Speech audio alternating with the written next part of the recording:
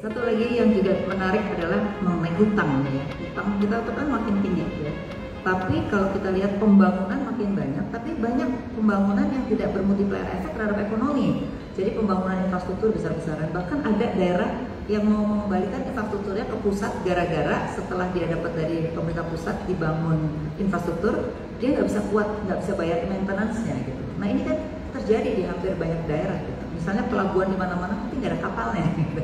Nah ini kan buang-buang udah utangnya banyak, nggak ada multiplier. Jadi ke depan punya pandangan nggak? Karena ini menurut saya beban makin banyak tapi efeknya nggak ada. Anda bercerita zaman sekarang apa zamannya presiden sebelumnya? Ya kan? Bukan, zaman sebelumnya, tapi kan supaya jangan kejadian ke depan, ya kan? Gimana caranya tuh? Karena beban utang kan tahun ini dan tahun lalu kan cukup besar untuk dibayar ya. Nah itu seperti apa juga sekalian?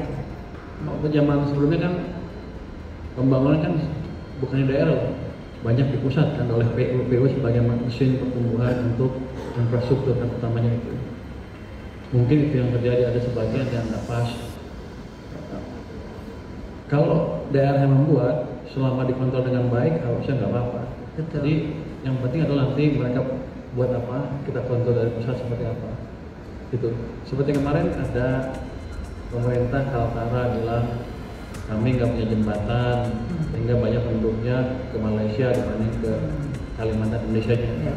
Udah kita bangun jembatan 150 triliun ya 150 triliun. Tapi yang bangun pusat. Ya.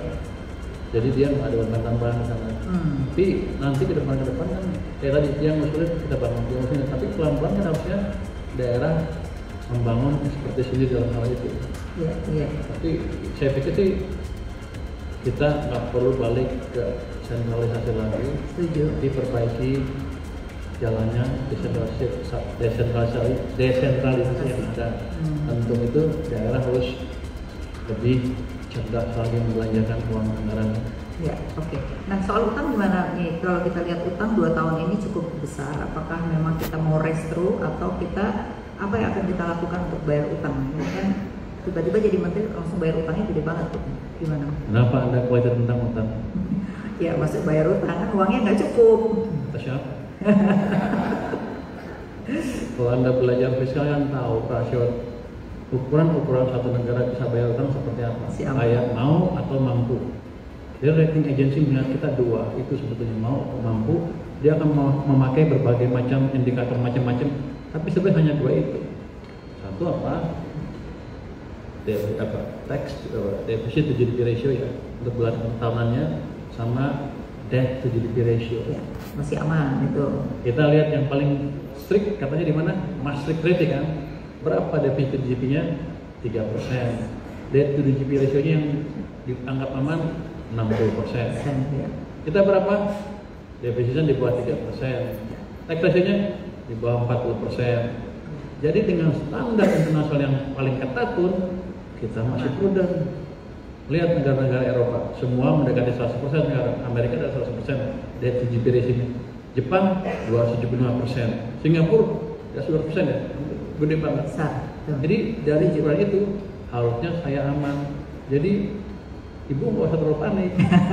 Saya nggak panik, cuman kan ini mewakili masyarakat yang kepanikan gitu. Nah, kita ajari masyarakat bahwa kita aman dan saya nggak akan tembus 3% debt deficit to GDP ratio anytime soon. Nggak akan berubah, saya rubah itu. Saya akan jaga terus tahun ini, tahun depan. Ya.